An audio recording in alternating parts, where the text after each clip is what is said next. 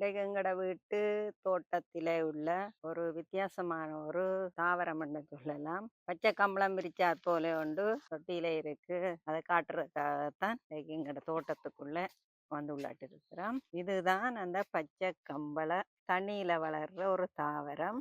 ஆடு மாடு கோழி முயல் மயில் எல்லாத்துக்கும் ஒரு தாவரமாக ஒரு சாப்பாடாக இதை போடுவார்கள். தண்ணிக்கு ஒரு கொஞ்சம் போட்டு விட்டா காணும். இதுதான் அந்த பயிர். இதுல வேரும் தெரியுது பாருங்க.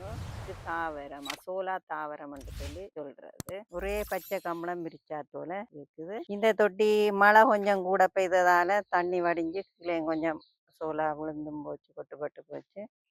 பக்கத்து தொட்டிக்கு இப்பதான் போட்டிருக்கிறோம். அதுவும் வளருது. இது நல்ல ஒரு சத்து நிறைஞ்ச பால் எல்லாம் கூட எடுக்கும். மாடுகளுக்கு சாப்பாட்டுக்கு தவிடு அதுகளோட எல்லாம் கலந்து போட சும்மாவும் சாப்பிட போடலாம்.